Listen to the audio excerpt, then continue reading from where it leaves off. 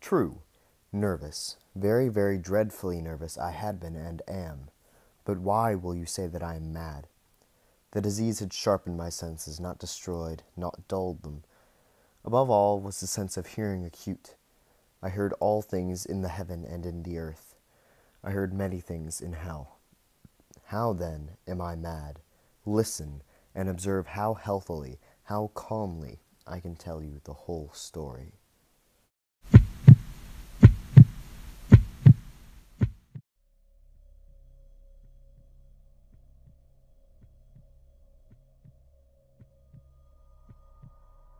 It is impossible to tell how first the idea entered my brain, but once conceived it haunted me day and night.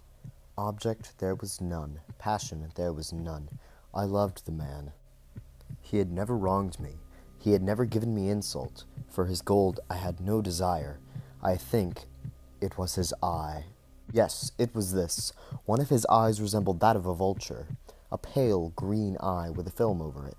Whenever it fell upon me, my blood ran cold, and so by degrees, very gradually, I made up my mind to take the life of the old man, and thus rid myself of the eye forever.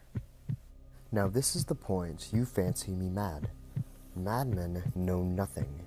But you should have seen me. You should have seen how wisely I proceeded, with what caution, with what foresight, with what dissimulation I went to work. I was never kinder to the old man than during the whole week before I killed him. I even let him win our match of Wii Sports tennis.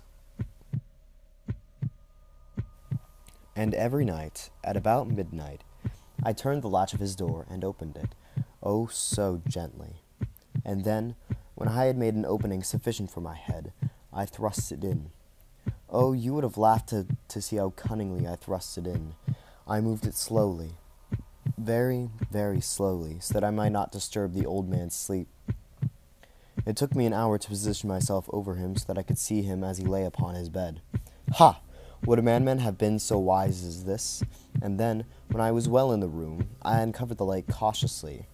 Oh, so cautiously. I freed it just so much that a single thin ray fell upon the vulture eye. And I did this for 7 long nights, every night just at midnight. But I found the eye was always closed, and so it was impossible to do the work, for it was not the man who vexed me, but his evil eye. And every morning I went boldly into his room when his alarm went off, to inquire how he had passed the night. So you see, he would have been a very profound man indeed to suspect that every night, just at 12, I looked in upon him while he slept. Upon the 8th night, I was more than usually cautious in opening the door. A watch's minute hand moves more quickly than did mine. Never before that night had I felt the extent of my own powers. I was standing above him when he got a text from his mom and his phone went off, and the man sprang up in bed. I quickly dove away to avoid detection. For a whole hour I did not move a muscle, and in the meantime I did not hear him lie down. He was still sitting up in the bed listening. When I had waited a long time, very patiently standing over the man without hearing him lie down, I resolved to turn on my flashlight. So I switched it on, and a single ray shot up from the crevice and full upon the vulture eye. It was open, wide open, and I grew furious as I gazed upon it.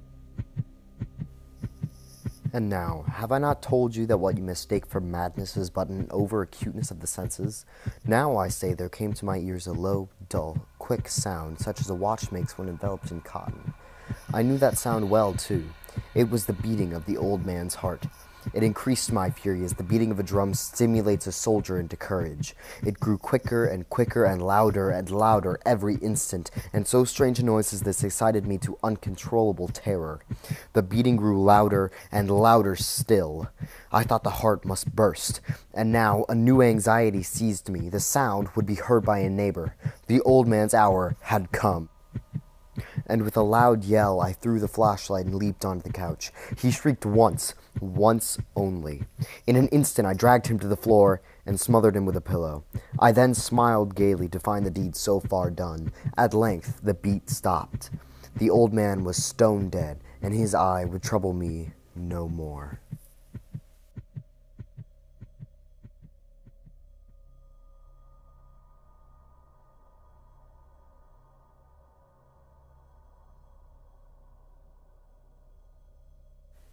If you still think me mad, you will think so no longer when I describe the wise precautions I took for concealment of the body. The night waned, and I worked hastily, but in silence.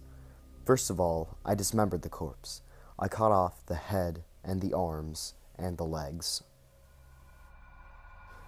I then took up the rug from the flooring of the room and deposited all under it, then replaced the carpet so cleverly, so cunningly, that no human eye, not even his, could have detected anything wrong.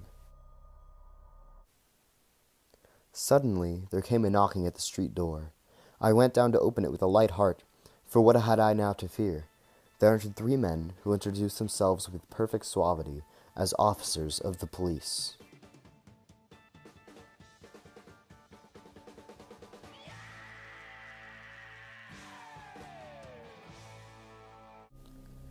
A shriek had been heard by a neighbor during the night. Suspicion of foul play had been aroused. Information had been lodged at the police office, and they, the officers, had been deputed to search the premises. I smiled, for what had I to fear? I bade the gentleman welcome. The shriek, I said, was my own in a dream. The man I mentioned was absent in the country. In the enthusiasm of my confidence, I brought chairs into the room, and desired them here to rest from their fatigues, while I myself, in the wild audacity of my perfect triumph, placed my own seat upon the very spot beneath which reposed the corpse of the victim. The officers were satisfied. My manner had convinced them. I was singularly at ease. They sat, and while I answered cheerily, they chatted familiar things. But ere long, I felt myself getting pale and wished them gone. My head ached, and I fancied a ringing in my ears, but still they sat, and still they chatted. The ringing continued and became more distinct. I talked more freely to get rid of the feeling, but it continued and gained definiteness, until, at length, I found that the noise was not within my own ears. No doubt I now grew very pale, but I talked more fluently and with a heightened voice, yet the sound increased. But what could I do? It was a low, dull, quick sound, much such a sound as a watch makes when enveloped in cotton. I gasped for breath, and yet the officers heard it not. I talked more quickly, more vehemently, but the noise steadily increased. Why would they not be gone? I paced the floor to and fro with heavy strides, as if excited to by fury by the observation of the men, but the noise steadily increased.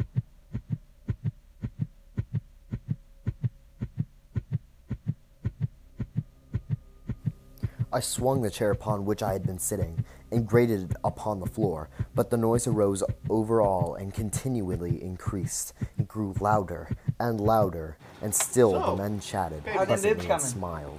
Was it possible they heard not? Almighty God, no. They heard. They suspected. They knew. They were making a mockery of my horror. To this I thought, and to this I think. But anything was better than this agony.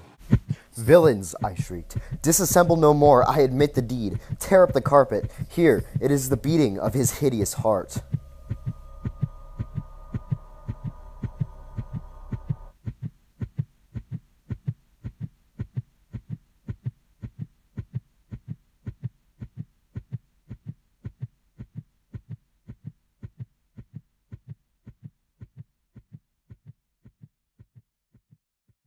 Stop resisting!